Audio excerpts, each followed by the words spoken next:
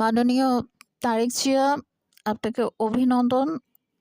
আমি আবার সোজা সাপটা কথা বলি, কারণ আমি কোনো রাজনীতি করি না। আমি সম্মানিত একজন নাগরিক বাংলাদেশের।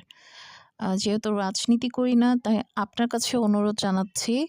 আ আগের রাজনীতি তো আমি জানতাম না। তো আমি আ আশা করছি আপনি আপনার মাতা-পিতার সম্মানটা মানে রাখবেন। ওই জায়গাটায় যেন কোনো এক চুল পরিমাণ ছাড় দেয়া না হয়।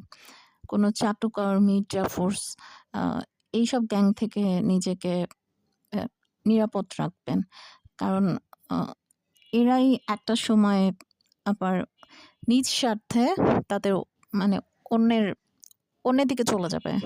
তাদের যেটা দরকার। এত প্যাচ বুঝি না, এবং আপনারা কারা কি করেছেন, কি করেননি আমি সব বুঝি, সব জানি।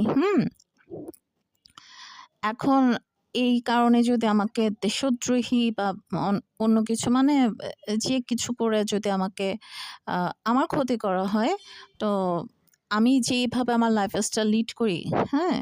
আলহামদুলিল্লাহ। তো এ এটার মানে রেজাল্ট খুব খারাপ হবে। কারণ বাংলাদেশে এখনো মানে বাংলাদেশে আসলে কজন মুসলিম আছে, প্রকৃত মুসলিম আমি জানি না। তবে বিশ্বে প্রকৃত ভালো মানুষ এখনো জীবিত আছে। আমি মুসলমানদের কথা বলছি না। আমি সব ধর্মের কথাই বলছি। হুম? তো তারা দেখছে, তারা জানছে, তারা মনিটরিং করছে। মনিটরিং যেহেতু করাই হচ্ছে, আমার বেডরুমের ভিডিও কিভাবে ভাইরাল হয়? আমার YouTube চ্যানেল কেন রান করতে পারছি না? তাদের এতই টাকা লাগবে, হ্যাঁ? মানে আমাদের দেশে কি এখনো মানে আ আর কিছু আমি বলব না। তারপর আমার পেছনে যেভাবে লেগেছে, আমি একটা এডুকেটেড মেয়ে। কিন্তু somehow আমাকে মানে অনেক কিছু করা হয়েছে। আপনি ভালোমতো ইনকোয়ারি করেন না। হুম? একদম শুরু থেকে ইনকোয়ারি করেন, আমার আত্মীয়স্বজন থেকে শুরু করে।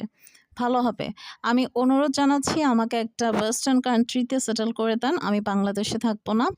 এই মুসলমান সমাজে আমার থাকার কোনো ইচ্ছা নাই।